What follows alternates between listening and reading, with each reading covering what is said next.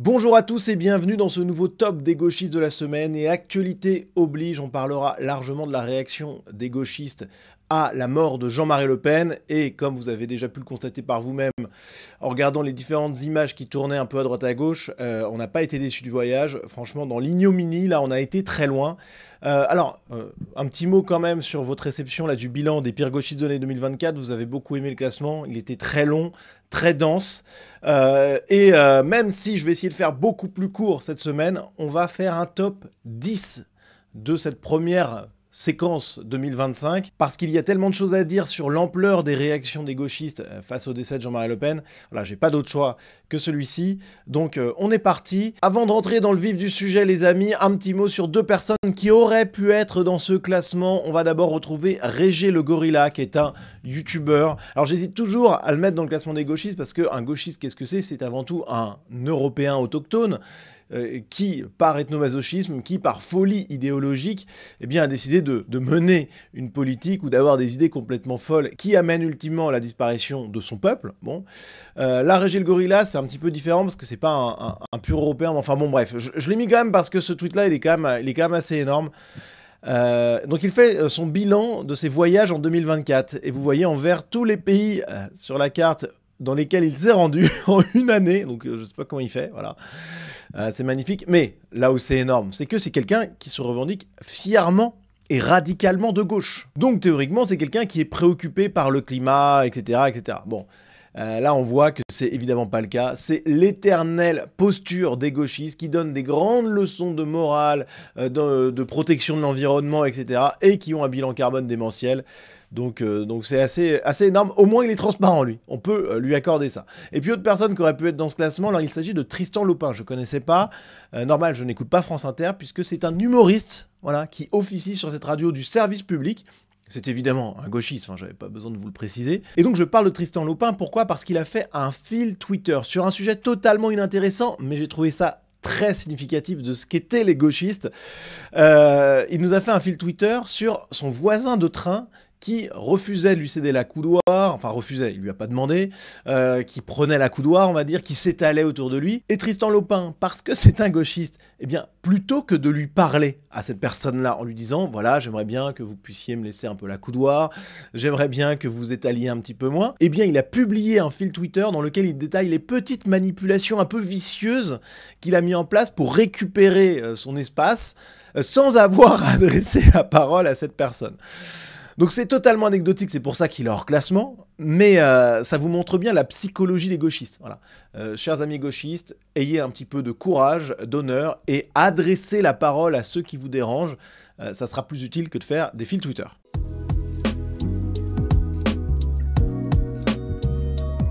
Allez, on se lance dans ce classement officiel avec à la 10e position Nicolas Mayer-Rossignol, le maire de Rouen. Alors pourquoi? Eh bien parce qu'il y a eu une action en l'hommage de Jean-Marie Le Pen réalisée par le collectif Les Normaux qui a placardé dans des rues de Rouen des affiches à la gloire de Jean-Marie Le Pen, et également qui a rebaptisé symboliquement, évidemment, parce qu'il s'agissait d'un bout de papier, hein, mais ce collectif a rebaptisé symboliquement des rues, rue Jean-Marie Le Pen. Voilà, donc c'est un clin d'œil sympa, qui ne fait de mal à personne, puisque c'est une affiche. Au pire, si ça dérange, bah on enlève, bon, il n'y a pas de drame. Sauf que si, il y a un drame.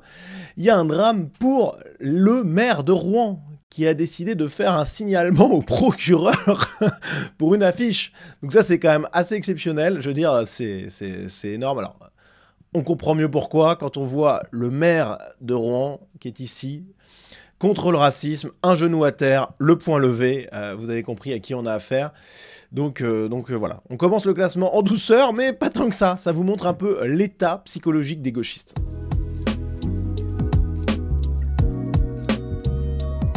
Pour cette 9e place, on quitte la Normandie, on va un petit peu plus au sud, on va en Bretagne, où là, eh bien, le parti breton gagne la 9e place. Pourquoi? Parce qu'ils ont sorti une tribune dans laquelle ils demandent à la famille de Jean-Marie Le Pen de ne pas inhumer l'homme politique en Bretagne. Voilà.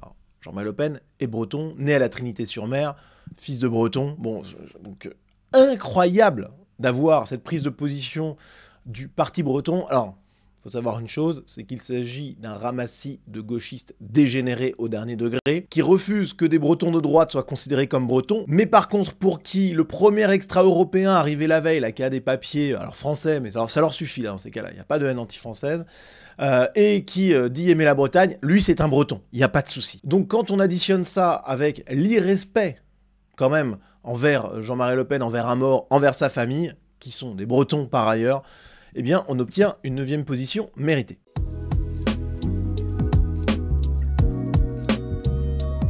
En 8e position, on retrouve Sébastien Delogu, le député France Insoumise, analphabète, hein, par ailleurs, et qui eh bien, a fait face à la justice récemment. Voilà, il était en procès et 6 mois de prison avec sursis ont été requis contre lui.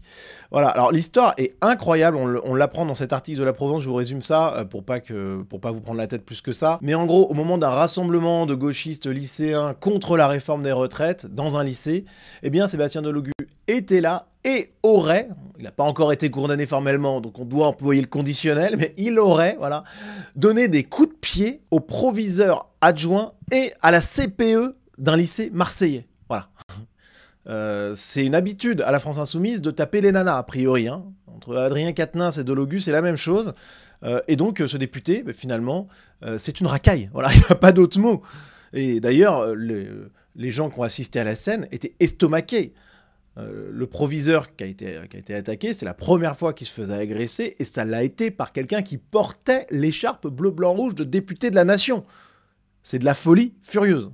Donc Delogu, franchement, il commence fort l'année. Hein.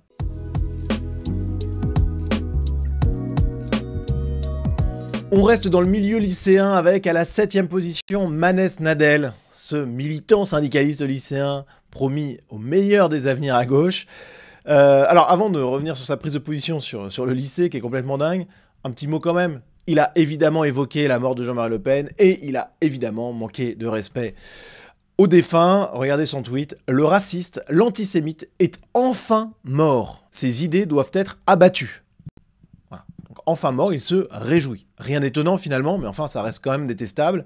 Mais surtout, là, ce qui est quand même intéressant, c'est ce qu'il a publié sur son compte Twitter le 1er janvier. Il était invité de France Culture. Voilà, moi je suis pas invité par France Culture. Pourtant, je pense que j'ai des choses légèrement plus intéressantes que Manès Nadel à dire. Donc qu'est-ce qu'il nous dit, le petit lycéen? Aujourd'hui, le lycée ne fonctionne plus qu'autour de la sélection. Voilà d'où vient la pression scolaire. La notation en continu ne sert qu'à mettre en concurrence les lycéens sur Parcoursup.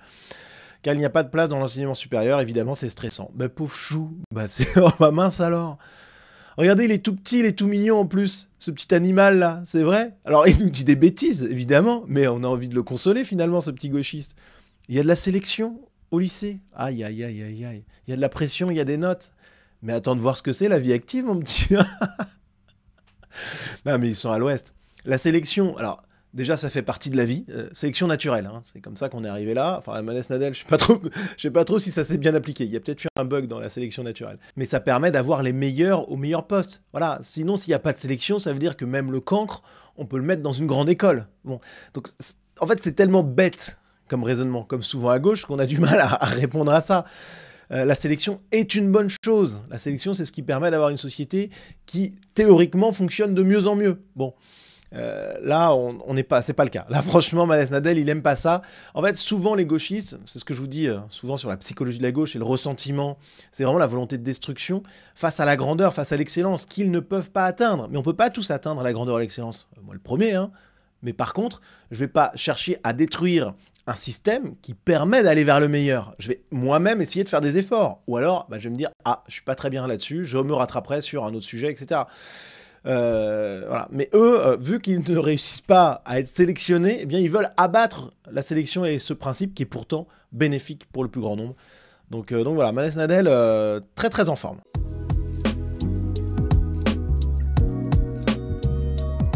Alors en 6e position, on retrouve tout un groupe de personnes. On a Thierry Breton, on a Valérie Hayé, on a Julien Pain, Tristan Van France, etc. Voilà, il y en a beaucoup d'autres. En fait, ce sont les censeurs. Voilà. Ils détestent ce qui est en train de se passer avec Trump, avec Elon Musk, avec Mark Zuckerberg également. Et donc, ils le font savoir bruyamment. Alors on commence, Thierry Breton, il s'est illustré. Alors Thierry Breton, c'est un immense loupé, non seulement de la politique, mais c'est un raté aussi dans le monde de l'entreprise. Voilà, ses expériences passé montre à quel point c'est une catastrophe pour une entreprise qui fait appel à lui. Bon, mais Thierry Breton, on lui tend le micro. Bon. Et Thierry Breton, il commence son florilège en nous parlant des empires déclinants. Les empires déclinants, Grande-Bretagne, Russie, Turquie, s'attaquent tous à l'Union européenne car jaloux de nos progrès, notre dynamique démocratique et notre projet de vivre ensemble. Tiens. Bon, déjà, s'il y a bien un empire déclinant, au-delà de l'Union européenne, c'est vraiment la France. Donc Thierry Breton ferait mieux quand même d'avoir un petit peu d'humilité. Je ne suis pas certain que la Turquie soit un empire déclinant. Quand on voit la puissance militaire, la puissance diplomatique, géostratégique qui est dans ce pays-là, ça se discute. La Russie, effectivement, c'est marginalisé. Voilà. La Grande-Bretagne, bon, bah, ils sont en train de se suicider ethnoculturellement, mais on n'est pas beaucoup mieux. En tout cas, faire de ces gens-là des gens jaloux de l'Union européenne, faut redescendre. Jaloux éventuellement des États-Unis, oui, certainement. Là, ils pourraient l'être, il y a des raisons objectives de l'être. Mais alors, jaloux de l'UE, c'est déjà un petit peu plus compliqué. Parce que si l'UE n'était pas gangrénée par le gauchisme, bien sûr qu'ils seraient complètement jaloux de nous. Ça, il n'y a pas de problème. Mais bon, là, malheureusement, vu qu'on a des gauchistes au pouvoir, dont Thierry Breton, bah, c'est plutôt la décadence et le recul plutôt que l'avancée et le progrès. Donc là, il nous dit, en plus, notre projet de vivre ensemble. Je ne crois pas que la Turquie soit très jalouse du projet de vivre ensemble de l'Union européenne. Bon, bref, ça c'est de la folie furieuse, mais vous voyez un peu le niveau. Alors Thierry Breton, il est très remonté contre Elon Musk, bien sûr. Je pense que là, pour le coup, il y a de la jalousie, vraiment. Et il nous dit, à propos de l'interview entre Elon Musk et Alice Weidel, la présidente de l'Alternative pour l'Allemagne, l'AfD, le parti allemand. Et alors lui, il veut pas du tout que ça se fasse. Alors, il faut savoir que en Allemagne, l'AfD, c'est un parti qui est ultra marginalisé, alors même que pourtant, son programme est tout à fait de bon sens, hein. Mais par contre, Elon Musk, lui, s'est renseigné sur le programme et dit, bah, finalement, c'est le seul parti qui peut sauver l'Allemagne. Et il a proposé à Alice Weidel, eh bien, un entretien en direct sur Twitter, sur X. Et ça, Thierry Breton, il ne veut pas. Voilà. Il nous dit, si jamais ça intervient au moment des élections et qu'Elon Musk utilise un réseau social, alors il y a des règles et il faut s'assurer qu'elles soient respectées. En gros, la menace qu'il a faite dans plein d'autres tweets, c'est tout simplement de punir sévèrement Twitter X en allant même jusqu'à la fermeture du réseau social. Voilà. Et c'est d'ailleurs ce qu'a proposé Jean-Noël Barrot, ministre des Affaires étrangères. On ne sait pas trop qui c'est, on ne sait pas trop quel est son projet. Enfin, si, a priori, c'est fermer, voilà, fermer X. Il menace X de bannissement, de fermeture en raison d'un débat public perturbé. Bah oui, parce qu'il y a de la liberté d'expression, parce qu'il y a des voix de droite qui peuvent être entendues librement et de manière importante. C'est ça leur problème, parce que quand c'est de la propagande de Soros, quand c'est toutes les unes des différents journaux qui portent Emmanuel Macron au pouvoir, là, il n'y a pas de problème, il n'y a pas de débat public perturbé. Donc vous voyez vraiment la duplicité de ces gens-là. Franchement, c'est incroyable. Et toujours la censure. La réponse à tout ça, c'est la censure. Face à la liberté, la censure. Alors Valérie Hayé, elle s'est illustrée contre Mark Zuckerberg. Parce que Mark Zuckerberg, pour ceux qui ont regardé le dernier numéro de Nouvelle Vague, eh bien vous le savez, il est en train de basculer à droite, les amis. Ce qui est assez extraordinaire. Et donc Valérie Hayé, elle s'offusque que Mark Zuckerberg ait publié une vidéo dans laquelle ils disent, voilà, on a été trop dans la censure, on va arrêter avec ça, on va cesser de shadowbanner les contenus politiques de droite, hein, évidemment, pas de gauche. Et Valérie Hayé et tous les autres sont en panique. Ils sont en panique, voilà. Ils ne supportent pas la liberté, ils ne supportent pas la libre concurrence des idées. C'est pas possible parce que, évidemment, dans un marché libre, eux, leurs idées, ça fonctionne pas en fait. On se rend compte que c'est pas possible. Donc voilà, Valérie Hayé qui s'offusque, Tristan Mendes France, qui, alors lui, fact-checker, décodeur de je sais pas quoi, qui considère que Zuckerberg, c'est Elon Muskise. Il parle d'une vidéo lunaire dans laquelle notre ami Zuckerberg affirme qu'il y a eu trop de censure politique. Donc pour Tristan Mendes France, c'est lunaire. Non, il y a eu de la censure politique, lui-même le reconnaît, il est le mieux placé pour en parler. Julien Pain également nous parle de cette vidéo en parlant d'une vidéo hallucinante. Voilà. Dans une vidéo hallucinante, Mark Zuckerberg annonce qu'il veut renforcer la liberté d'expression sur ses réseaux. Bah, c'est hallucinant ça. Non, c'est juste normal en fait. Mais tous ces fact-checkers gauchistes au dernier degré, bah, évidemment qu'ils supportent pas ça. C'est comme des vampires face à la lumière du jour. Alors, rassurez-vous quand même, amis gauchistes qui tombaient sur cette vidéo, heureusement, l'État socialiste français veille. Clara Chapaz, ministre déléguée chargée de l'intelligence artificielle et du numérique, nous dit sur Twitter: j'ai échangé avec la direction de Meta France ce soir qui m'assure que cette fonctionnalité, donc cette plus grande liberté d'expression, ne sera déployée qu'aux États-Unis pour le moment. En Europe, le Digital Service Act, donc c'est la censure, hein, tout simplement, donc cet acte sera respecté. Croyez en ma vigilance sur le sujet. Malheureusement, je crois en la vigilance de tous ces censeurs que je viens de vous présenter sur le sujet. Mais vous voyez que le gauchisme, c'est le contraire de la liberté, c'est la répression, c'est la censure.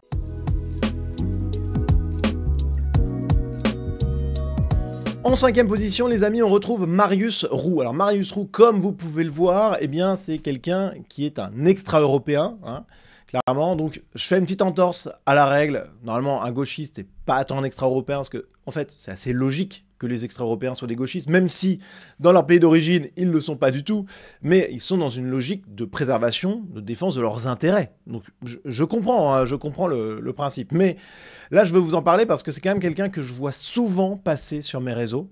Et donc là, je suis retombé sur un nouveau tweet de lui, je dis bon allez, là, je franchis le pas. On le voit donc qui réagit à une déclaration de Bruno Retailleau qui sur RTL nous dit « Je souhaite un référendum sur l'immigration ». Et Marius Roux, sa réponse, elle est toute simple. Retailleau est d'extrême droite, répété à l'envi.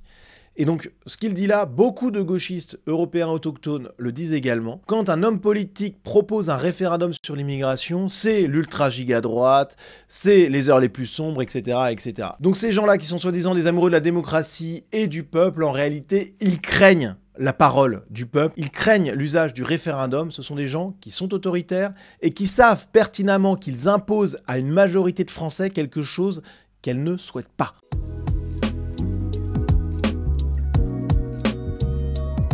En 4e position, on retrouve un habitué du classement, Antoine Léaumont, député France Insoumise, pour son commentaire horrible, irrespectueux, ignominieux à l'égard de Jean-Marie Le Pen.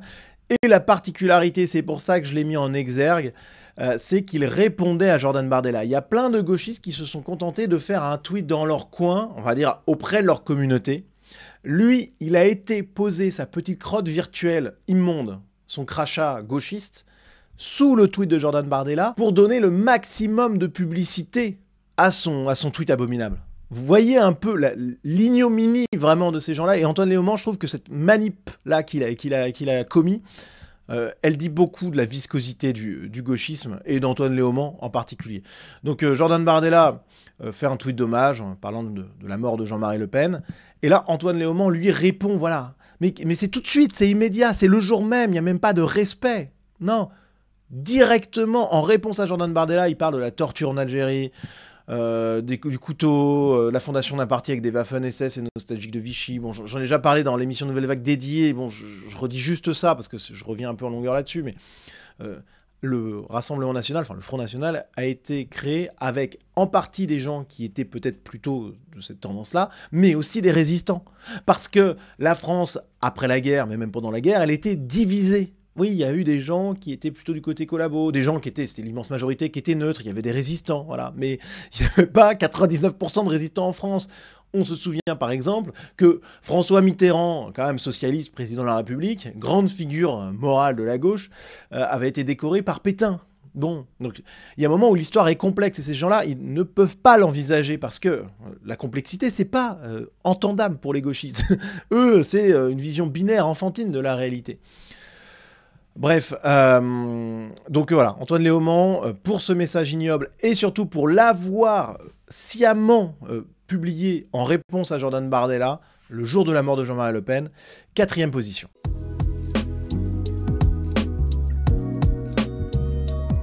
En 3e position, on retrouve Sandrine Rousseau. Sandrine Rousseau, là encore, une grande habituée du classement. On retrouve toujours les meilleurs au sommet, hein. Ça c'est un grand classique chaque semaine finalement. Alors on commence avec un tweet sur Jean-Marie Le Pen. Jean-Marie Le Pen était un fasciste, rien d'autre. Voilà. Donc là encore, irrespect dû aux morts.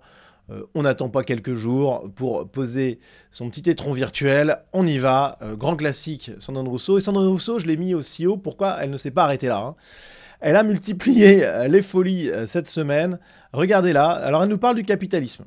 Vous savez quoi? On va l'écouter, notre amie Sandrine Rousseau. Ça fait toujours plaisir. Ne me remerciez pas, les amis.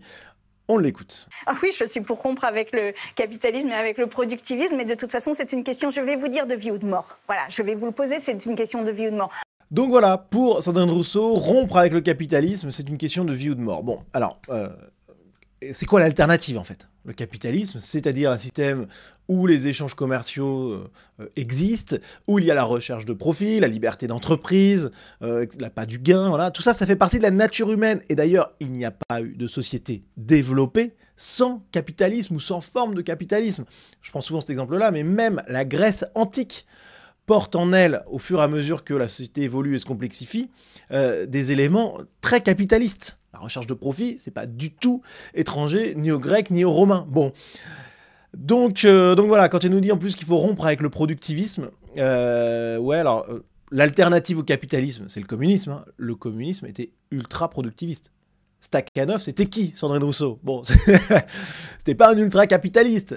Bon, c'était une figure communiste. En fait, ces gens-là, l'alternative, c'est donc ça, c'est le communisme, mais c'est l'enfer absolu. C'est la famine, la misère, la chute totale, la fin de la liberté, le goulag, la répression. Enfin voilà, c'est un système abominable. Il n'y a pas d'alternative au capitalisme. Bien sûr, il y a des limites à poser au tout marchand, bien entendu, les limites de la civilisation européenne. Mais c'est certainement pas Sandrine Rousseau qui va s'amuser à poser les limites, je peux vous le dire, parce qu'elle, ça va loin. Mais ce qui est intéressant, c'est de lui dire, mais concrètement, qu'est-ce que vous voulez à la place? Et là, je peux vous dire qu'un gauchiste, pour répondre à ça, il a du mal. Ou alors il va dans un délire très communiste, mais là, dans ce cas-là, il suffit de lui rétorquer que ça a quand même moyennement fonctionné, ou alors il ne sait pas quoi répondre. Et là, Sandrine Rousseau est dans le slogan. Bon, autre propos de sa part qui a été quand même incroyable, alors elle réagit à Daniel Cohn-Bendit, qui par rapport à Mayotte, nous sort quelque chose qu'on n'attendait pas de sa part, hein. Daniel Cohn-Bendit, égérie de la gauche les années 60, 70 et 80, qui nous dit « Il faut freiner et rendre impossible cette immigration, donc des Comores jusqu'à Mayotte, qui est un grand remplacement de la population. » Donc là, c'est quand même assez exceptionnel. Et Sandrine Rousseau, qu'est-ce qu'elle nous dit face à ça? « Honte à toi, Dani. » Voilà, donc là, honte à toi, Daniel Cohn-Bendit, pour tes propos sur l'immigration. Par contre, toutes les archives ignobles qui existent de Daniel Cohn-Bendit sur les sujets que vous connaissez que trop bien, que je ne vais pas nommer, pour éviter que la monétisation saute. Là, par contre, il n'y avait pas de honte. La honte pour quelqu'un à gauche, c'est pas de frapper sa femme. Adrien Quatennens a failli être sur les listes des législatives malgré ça. Delogu, il est toujours en poste. C'est pas Andy Carbra qui achète de la drogue à un mineur, qui achète de la drogue en plus avec des frais de mandat et tout. Non, il est toujours député France Insoumise. La honte, c'est pas non plus les propos du genre qu'a tenu Daniel Cohn-Bendit il y a quelques années. Non, la honte, c'est d'être contre l'immigration. Voilà ce que c'est pour Sandrine Rousseau, la honte. C'est du délire pur et simple. Voilà.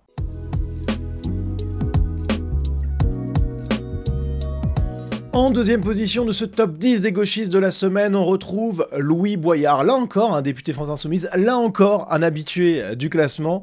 Alors, d'abord, Louis Boyard a évidemment parlé de Jean-Marie Le Pen. Jean-Marie Le Pen est mort, il ne mérite aucun hommage. Toute sa vie, il a craché sur les exilés, les femmes, les personnes musulmanes, juives, LGBT. Non mais, ces gens-là ne savent pas qui était Jean-Marie Le Pen. Vraiment, c'est incroyable de bêtises et de malveillance de la part de Louis Boyard. Là, pour le coup, vous savez, les gauchistes, souvent, on dit ils sont malveillants, et ce sont un peu des génies du mal, quoi. Louis Boyard, je pense pas, je pense qu'il est juste débile. Franchement, pour le coup, c'est vraiment un ahuri de première, ce type-là. Donc il continue, nos pensées doivent aller vers les personnes qu'il haït, etc., etc. Bon, grand classique, je ne m'attarde pas là-dessus parce que c'est pas le plus intéressant, même au-delà du mensonge ou de la bêtise de ce type-là. Ce qui est vraiment amusant, c'est cette nouvelle politique. Louis Boyard qui a décidé de se présenter à une élection municipale anticipée à Villeneuve-Saint-Georges. Et le voilà, qui nous annonce son meeting avec cette affiche qui est quand même assez énorme. Alors oui, le remplacement de population, la substitution démographique et culturelle du peuple autochtone français par d'autres peuples extra-européens, ça n'existe pas selon la gauche. C'est un fantasme, voilà. Mais en même temps, c'est un enrichissement et on n'a pas le choix. Voilà, ça c'est... Mais le fantasme, là, j'ai l'impression qu'il est quand même assez réel. Hein. Là, notre ami Louis Boyard, alors par contre, c'est le mâle blanc dominateur qui surplombe les Français ou les étrangers extra-européens qui sont présents sur cette affiche, un blond aux yeux bleus qui est au milieu et qui trône, ça fait un petit peu bizarre quand même. Voilà, on est presque sur une affiche de propagande là. Bon, donc Louis Boyard qui nous a sorti ça, c'est assez énorme. L'affiche est quand même magique. Alors il a fait son meeting, donc il était bien entouré, hein, regardez, voilà, il y a plein de gens autour de lui. Il y a un caifier bien sûr. Alors là où c'est quand même assez phénoménal, c'est que parmi les gens sur sa liste, on compte Mohamed Ben Yaklef. 7e, c'est pas rien. Hein. Bon. Eh bien, ce Mohamed, c'est un soutien de l'imam salafiste de Pessac. Voilà, donc le caifier, là aussi, ne ment pas. Donc il est bien entouré, notre ami Louis Boyard, hein, vraiment. Pareil, on avait donc à ses côtés une femme qui était en caifier, et sur ce caifier était marqué en arabe « Jérusalem est à nous ». Voilà, on voit ici. Donc, notre ami Louis Boyard, il commence très fort l'année. Il va se présenter à une municipale anticipée. Il est le symbole de cette gauche qui nous dit qu'il n'y a pas de remplacement de population, mais qui en même temps eh bien, se présente dans des zones du pays qui sont totalement remplacées. C'est bluffant, mais il nous donne des arguments. Voilà, en tout cas, Louis Boyard, on va suivre sa campagne municipale avec attention, ça va être grandiose.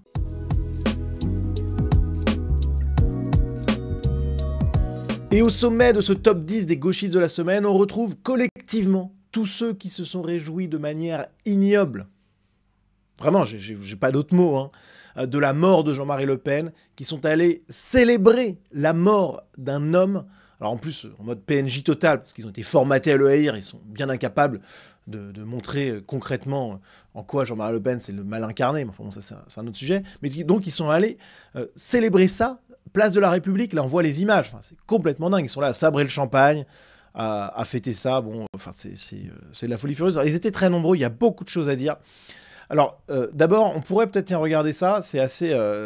donc là, on voit les images, on les voit fêter, hein, c'est la teuf. Hein. On voit d'ailleurs un drapeau sur lequel on va revenir dans quelques instants, là, un drapeau avec beaucoup de choses, beaucoup de symboles. Mais on peut regarder, tiens, cette image, on va voir un trans anti-police qui est là à attaquer les policiers. Hein. Franchement, on a des envies parfois d'être aux États-Unis. Hein. On regarde ça et on écoute, c'est intéressant. T'es un ouf, fais gaffe. Non. Lève-toi, tu prends pour qui là? Je me prends pour ton sauveur. Toi, c'est qui t'a emmené là, t'inquiète. J'ai pas peur de toi. Réalise ta vie. Fais attention. Ok, ça va. Il faut rien. C'est des existences qui ont vécu des vies qui nous ont emmenés à ça. Ça me concerne pas, frère. Bye. Bon, vous voyez un peu le genre, je voulais vous le montrer parce que ça vous montre le niveau de folie psychiatrique hein, de ces gens. Donc on voit déjà un discours complètement à l'ouest. Il l'appelle le caméraman frère, donc on imagine que le caméraman est un extra-européen. Donc voilà, c'est le côté soumission racaille, alors que même que c'est quelqu'un qui, dans ces pays d'origine de ces gens-là, on va se ferait jeter d'un immeuble. Et en plus, il y a quand même une violence contre les policiers. Voilà, il va taper... la voiture de police. Donc, si on était aux États-Unis, ça se réglerait autrement. Il serait en cellule et ça serait évidemment beaucoup mieux. Alors, on a également eu cette personne qui témoigne après coup, mais qui était présente, c'est une militante NPA. Voilà, vous voyez un peu le genre anthropologique de personnes que ça peut être. Et puis, on a aussi ceux qui étaient là un peu, alors des petits jeunes gauchistes qui sont là, mais c'est un peu pour les caméras, quoi. Ils font un vlog. Ils se filment en première personne, on sent qu'ils en rajoutent. Il y avait beaucoup de monde qui était là. Alors, il y avait des gens qui étaient sans doute sincères, hein, j'imagine, mais il y avait aussi beaucoup de gens qui savaient même pas trop pourquoi ils étaient là, si ce n'est pour participer à quelque chose et se mettre en valeur sur les réseaux sociaux.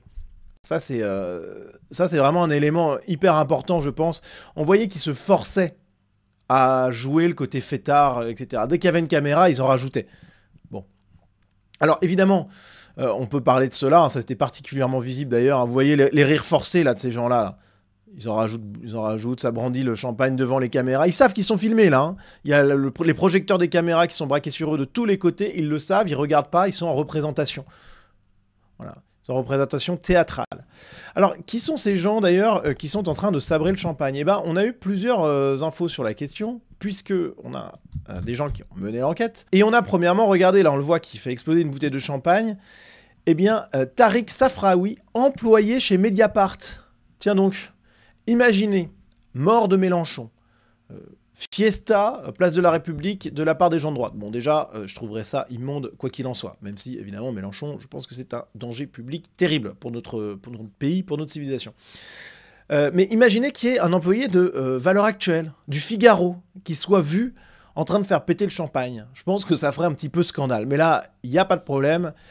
C'est possible. Parmi les gens qui étaient dans cette vidéo-là que je vous ai montrée auparavant, eh bien, on a les identités qui sont visibles. Donc regardez, on le voyait, lui, sur la droite, le voici ici. Eh bien, il s'agit de Raphaël Grib-Marquis, attaché de production à Radio France. Ce type-là est payé par nos impôts.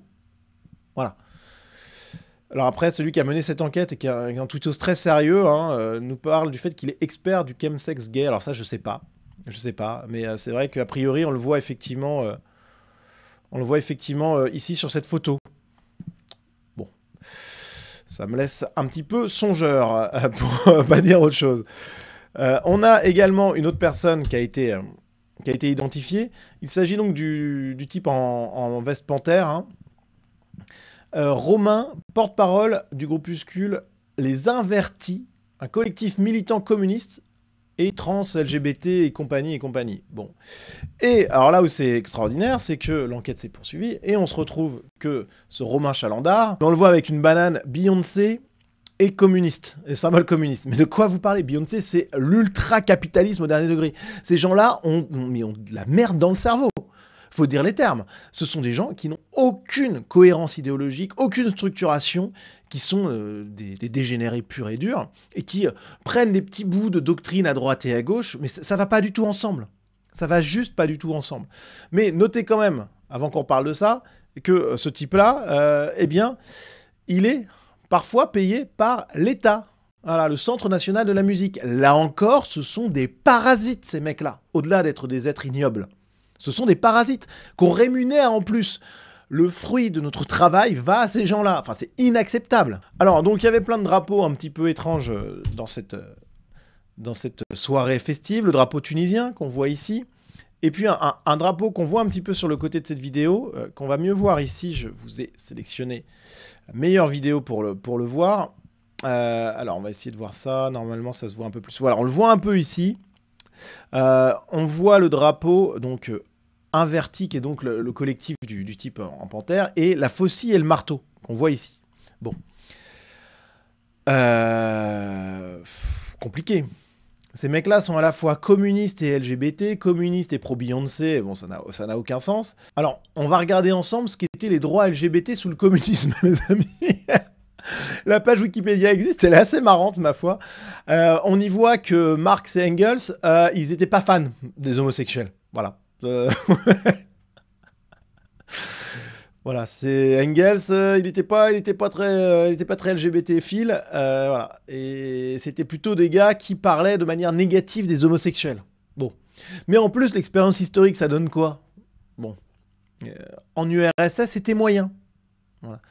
En 1933, Joseph Staline a ajouté l'article 121 à l'ensemble du code pénal, qui faisait de l'homosexualité masculine un crime punissable d'une peine pouvant aller jusqu'à 5 ans de prison avec travaux forcés. Alors, c'était le goulag, hein.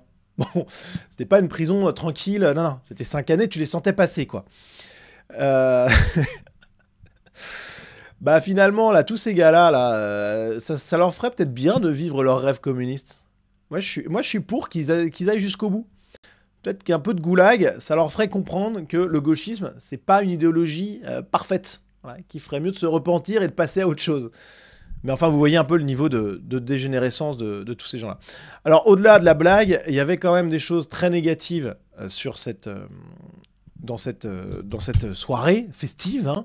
On a par exemple eu cette banderole qui a été brandie sur la statue de la place de la République, au suivant, avec Jean-Marie Le Pen embroché en compagnie de Marine Le Pen et Jordan Bardella. Donc c'est juste complètement dingue. Voilà, en plus de l'ignominie de cracher comme ça sur un mort le jour même de son décès, ce qui est de l'inhumanité la plus absolue, on est en dehors de la civilisation chez ces gens-là, il y a les appels à la violence.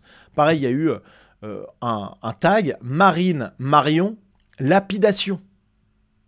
Alors là, on reconnaît la patte islamo-gauchiste, hein, clairement.